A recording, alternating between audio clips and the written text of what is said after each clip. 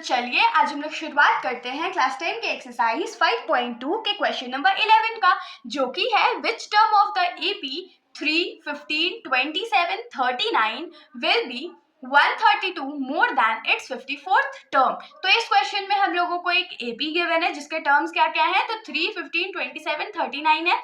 और इस क्वेश्चन में हम लोगों को क्या बोला गया है कि हम लोग को ऐसा टर्म फाइंड करना है जो अपने 54th टर्म से 132 बड़ा हो। अब क्वेश्चन तो बहुत कॉम्प्लिकेटेड लग रहा होगा, लेकिन क्वेश्चन बहुत सिंपल सा है। सबसे पहले इस क्वेश्चन को सॉल्व करने के लिए हम लोग क्या करते हैं, हम लोग को जो एपी गिवन है जैसे कि 3, 15, 27, 39 गिवन है ना, ये एपी के टर्म्स है। तो यहाँ से ए का वैल्यू हमारे पास क्या है, 3 है, ठीक है। कॉमन डिफरेंस जो होगा वो क्या हो जाएगा, तो second term minus first term which is 12 हो जाएगा। और नंबर ऑफ टर्म्स तो हम लोगों को नहीं पता है, लेकिन हम लोग को क्या फाइंड करना है, 54th टर्म फाइंड करना है ना। तो पहले हम लोग 54th टर्म फाइंड कर लेते हैं, उसके बाद उसमें 132 ऐड कर देंगे और उसके बाद उसका आगे का सॉल्यूशन करेंगे। तो हम लोग लिखेंगे now A54 is equal to क्या हो जाएगा, A plus 54 minus 1 into D. Values put कर देते हैं, तो ए की जगह क्या हो जाएगा 3 प्लस 54 में से 1 माइनस हो जाएगा तो 53 इंटू डी के जगह क्या हो जाएगा, तो 12 हो जाएगा। बाप रे बाप, ये तो बहुत बड़ा सॉल्यूशन आ गया, लेकिन कोई बात नहीं, हम लोग कौन सा डरने वाले, हम लोग फटाफट इसको सॉल्व कर लेंगे। तो अब इसमें हम लोग क्या कर लेते हैं, 53 इंटू 12 कर लेते हैं, तो 3 2 जा 6, 5 2 जा 10 इंटू 3 1 जा 3, 5 1 जा 5। तो ये 6 हो गया, ये 3 हो गया, ये 6 हो गया। तो ये क्या हो जाएगा 336। अब 336 में 3 ऐड कर देते हैं तो ये क्या हो जाएगा 639। इतना हो गया। अब A54 का जो वैल्यू है वो हम लोग के पास आ गया। अब क्वेश्चन हम लोगों को क्या फाइंड करना था कि ऐसा कौन सा टर्म है जो अपने 54th टर्म से 132 टाइम्स ज्यादा है।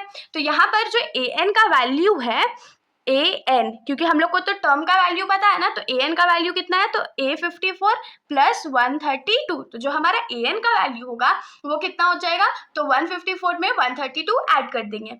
तो A54 कितना है, तो 639 प्लस 132, इसको ऐड कर लेते हैं।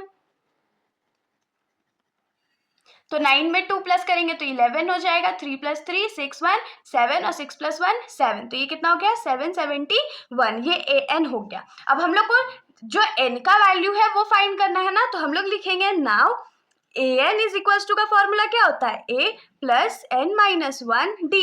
an का वैल्यू तो हमारे पास है 771, a का वैल्यू हमारे पास 3 है, प्लस n माइनस 1 को हम लोग ऐसे ही रहने देते हैं, और d का वैल्यू हमारे पास 12 है। अब क्या करते हैं, ये जो 3 इस साइड प्लस में है, इधर लाएंगे तो माइनस हो जाएगा। तो ये क्या हो जाएगा 771 minus 3 is equal to n minus 1 into 12। अब 771 में से जब 3 हम लोग माइनस कर देंगे तो हमारे पास क्या बचेगा, तो 768 is equal to n minus 1 into 12। अब 12 जो राइट साइड में मल्टीप्लाई है वो लेफ्ट साइड आके डिवाइड हो जाएगा। तो 768 divided by 12 is equal to n minus 1 हो जाएगा। तो ये 2 के टेबल में हम लोग कट करते हैं तो 6 टाइम्स में जाएगा, और ऊपर में 2 3 जा 6, 2 8 जा 16 और 2 4 जा 8। अब 6 के टेबल में इसको कट कर देते हैं तो 6 6 जा 36 और फिर 2 बचेगा और 24 है तो 4 टाइम्स में। तो यहाँ पर 64 is equal to n minus 1 आ गया। अब 64 plus 1 is equal to n हो जाएगा ना, क्योंकि ये जो माइनस 1 है वो राइट साइड में था, हम लोग उसको लेफ्ट साइड में ले गए तो वो प्लस 1 हो गया। तो n इज इक्वल टू क्या आ गया हमारे पास 65। तो हम लोग क्या लिखेंगे कि देयरफॉर द 65th टर्म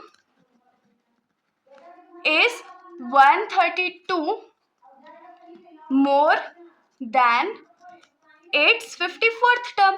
तो जो 65th टर्म है वो 54th टर्म से 132 ज्यादा है। तो इसके साथ हमारा ये जो सॉल्यूशन है यहीं पर खत्म हो जाता है। अगर आप लोगों को कोई भी डाउट हो तो आप लोग बेशक कमेंट सेक्शन में पूछ सकते हो, वरना अगर आप लोगों को वीडियो अच्छी लगी तो वीडियो को लाइक कर दीजिएगा और मेरे चैनल को बिना सब्सक्राइब किए कहीं मत जाइएगा। Thank you.